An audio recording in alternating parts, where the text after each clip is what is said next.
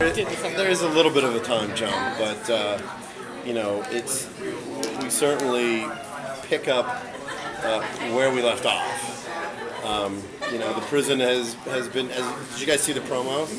So the prison has changed a bit, and Rick's sort of changed his position in the group. So everybody has their positions, but we don't really want to give that away just yet. Mine is missionary.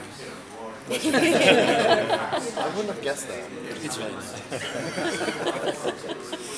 What can you say? Can you give us any little hints? Anything at all? Anything?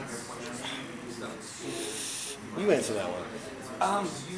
I mean, there's a new threat in that the zombies aren't really as manageable as they sort of became for a second there in season 3. There's more people now, so there's more personalities. Sort of alliances in some weird ways, but we're all living under the same roof. And you know, there's in the natural progression of things, like the way that you would think that Carl was headed, that's true. He's headed down that road, or he's walking on the ground like that. What else? Well, you know, one of the things that we noticed in season 3, our group in season 3 had been on the road for a while, and they became very proficient at killing walkers. So one of the things that Scott Gimple and I talked about after season 3 was we want that threat to be ever constant and ever present. So we've devised with some really great gags ways to put our characters in instantaneous jeopardy, where it's not like when they invaded the prison and you could see, oh, there's 50 walkers and we have to kill those walkers. You know, we found interesting ways to put our group in jeopardy without them being prepared for it. So that was something that was really important to us, because that is the world that we live in, which is that danger could come out of anywhere. You know, we live in that world now, right now. You know, you think about the state of the world and the things that happen every day, and when something happens and all of a sudden everyone's on their toes. So it was really, really important that we sort of reestablish the rules of our world. And the danger coming from zombies and from non-zombies? Yeah.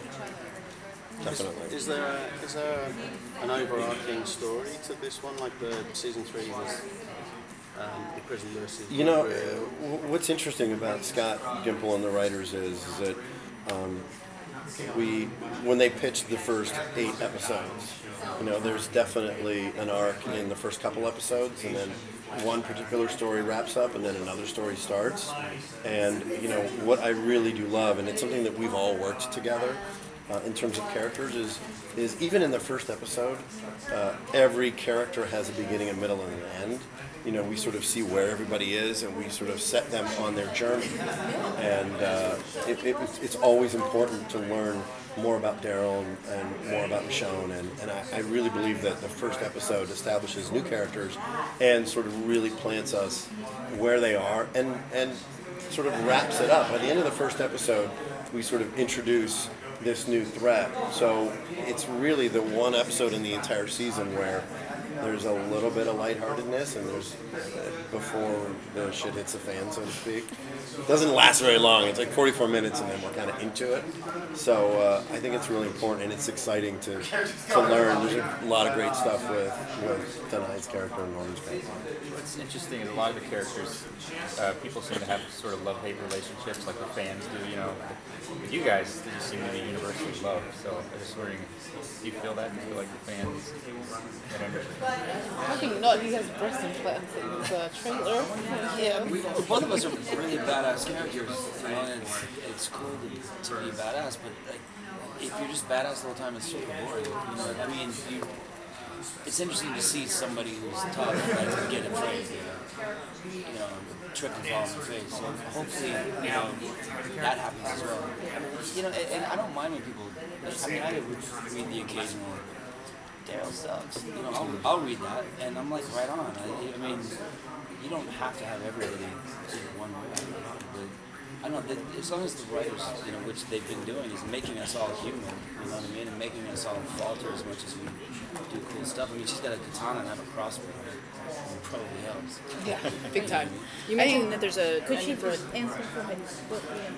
Yeah, the key goal really is for me is to just create a complex character and try and give humanity to a story. So, and then contribute to an already amazing cast that I got to be a part of. So, you know, that the response to fans are a fantastic thing. And experience it. I was actually surprised when I finished the season and I started to do a couple Comic-Cons. I was like, oh, you know, because you're so involved that you don't even realize that whatever's happening is happening, and you're thankful for it. But I mean, at the end of the day, it's all just about trying to bring authentic life to the stories that are thankfully wonderfully written by these great guys there. And even the people that, I mean, like Carl got a lot of flack. Carl, and now I guarantee at the end of the season, or once we've shot, people will be, they'll be so pro Carl. Yeah, people change. Feelings change towards people. Yeah.